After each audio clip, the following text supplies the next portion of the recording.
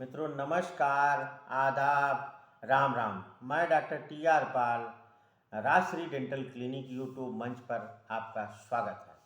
मित्रों आज मैं आपको रूट कैनाल थेरेपी के बारे में बताऊंगा, रूट कैनाल ट्रीटमेंट के बारे में बताऊंगा। इसका दूसरा नाम भी इंडो सर्जरी बोला जाता है। मित्रों ये बहुत ही माइनर सर्जरी है, इसलिए इसका इलाज हमेशा आप जो है किसी पढ़े लिखे या डिग्री होल्डर डॉक्टर से ही कराएं। मित्रों इसमें हमने आपको बताया था कि जब ये इन्फेक्शन रूट के तीसरी लेयर में पल्प में पहुंच जाता है तो ये इन्फेक्शन धीरे धीरे करके पूरा कोरोनल पल्प और रेडिकुलर पल्प में स्प्रेड कर जाता है, फैल जाता है। तो मित्रों इसका इलाज जो होता है वो रूट कैनाल थेरेपी होता है, जिसको शॉर्ट फॉर्म में RCT बोलते हैं, रूट कैनाल ट्रीटमेंट बोलते हैं।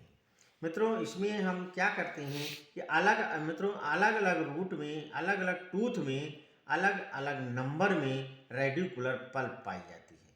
जैसे मित्रों अपर और लोअर जा में जो एंटीरियर टीथ होते हैं वो सिंगल रूटेड होते हैं और उसमें केवल सिंगल रेडिकुलर पल्प पाई जाती है। पर मित्रों जो जो पोस्टीरियर टूथ होते हैं अपर जा में, उसमें 3 रूट होती है और 3 रेडिकुलर पल्प पाई जाती है। पर मित्रों लोअर जा में जो मोलर होते हैं, जो पोस्टीरियर टीथ होते हैं, उसमें 2 ही रूट पाई जाती है, पर उसमें 3 रेडिकुलर पल्प पाई जाती है। मित्रों ये सब जानकारी किसी प्रशिक्षित डॉक्टर को ही होती है और उसकी लेंथ कितनी होती है ये प्रशिक्षित डॉक्टर ही बता पाएगा, जान पाएगा।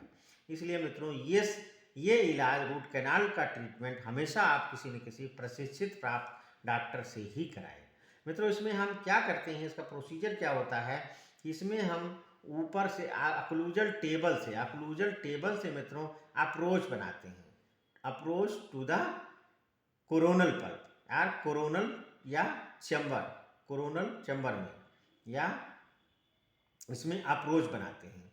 और अप्रोच बना करके मित्रों जिस दांत में जितना भी रेडिकुलर पल्प होती है उनको सबको आउट कर दिया जाता है, बाहर कर दिया जाता है। कोरोनल पल्प को भी और रेडिकुलर पल्प को भी बाहर निकाल दिया जाता है। और जब पल्प निकल जाती है तो इस रेडिकुलर कैनाल या रूट के जो कैनाल होती है इसकी एक शेपिंग की जाती है और उस शेपिंग के लिए अलग अलग तरह के इंडो सर्जिकल इंस्ट्रूमेंट आते हैं, जिसको जो होती है फाइल बोला जाता है। उसके थ्रू हम जो है इस कैनाल को, रेडिकुलर कैनाल को जो है शेप बनाते हैं, मतलब इसकी ब्रीथ को उसी हिसाब से प्रिपेयर करते हैं। और मित्रों जब अच्छी तरह से इसको हम पल्प को निकाल कर और इसका रिशेपिंग कर लेते हैं तो इसमें मित्रों एक जो होता है वो राड टाइप का मटेरियल होता है, जिसको मित्रों गटा पार्चा बोलते हैं। जिस साइज में हम कैनाल को प्रिपेयर करते हैं उसी साइज की गटा पार्चा राड को इसके अंदर डाल दिया जाता है, या आप डाल दिया जाता है, और उस प्रोसेस को मित्रों ऑब्चुरेशन ऑफ द टूथ बोलते हैं। और मित्रों चैम्बर में जो होता है उसमें हम सिल्वर फिलिंग वगैरह अच्छी से कर देते हैं और इस तरह से रूट कैनाल थेरेपी हमारी कंप्लीट हो जाती है। मित्रों इसके बाद में आपको क्राउन अवश्य लगवा देना चाहिए। मित्रों अब आपके दिमाग में एक बात आ रही होगी कि why need the crown restoration after the root canal treatment. मित्रों हमने आपको इससे पहले बताया था कि टूथ का जो होता मोस्ट ऑफ द पार्ट जो होता है वो कैल्शियम फास्फेट से बना होता है। और जब ये टूथ वाइटल होता है तो इसमें वाइटल मीन जिंदा होता है, तो इसमें जो होता है थोड़ा इलास्टिसिटी होती है, मतलब ये शॉक एब्जॉर्ब कर सकता है, इसमें लाइट मूवमेंट भी होता है। पर मित्रों जब ये रूट कैनाल थेरेपी कर दी जाती है तो टूथ जो होता है वो कम्प्लीटली नॉन वाइटल हो जाता है। नॉन वाइटल हो जाने की वजह से इसकी जो आर्टीरियल सप्लाई जो होती है वो सब बिल्कुल क्लोज हो जाती है, बंद हो जाती है। और टूथ मित्रों एक तरह से नॉन वाइटल होने की वजह से ये बिल्कुल ब्रिटिल हो जाता है। तो मित्रों ब्रिटिल होने के बाद में अगर इस पर जो च्यूइंग फोर्स है वो, मित्रों आपको एक चीज़ और बता दें कि च्यूइंग फोर्स जो चबाने में जो फोर्स का इस्तेमाल करते हैं वो बहुत लाइट नहीं होता, बड़ा हैवी फोर्स होता है। ये मित्रों नियर अबाउट 48 केजी का फोर्स होता है।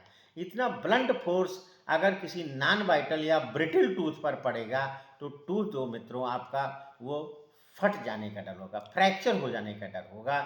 इसी चीज़ को रिस्टोर करने के लिए, बचाने के लिए मित्रों हमें रूट कैनाल के बाद में क्राउन लगाने की आवश्यकता होती है। तो मित्रों इस चीज़ का आप ध्यान दीजिए कि जब भी रूट कैनाल ट्रीटमेंट कराइए तो उसके बाद में क्राउन अवश्य लगवा लीजिए। इससे आपका टीथ की लाइफ जो है वो बढ़ जाएगी। और मित्रों अगर रूट कैनाल में हम अच्छी तरह से ये रेडिकुलर पल्प और कोरोनल पल्प नहीं निकाले तो अब मान लीजिए इसमें से थोड़ा बहुत हम निकाल दिए और नीचे अगर ये बचा रह गया मित्रों तो फर्दर कॉम्प्लिकेशन होने का डर होता है। Thank you. क्या मिनट का हुआ?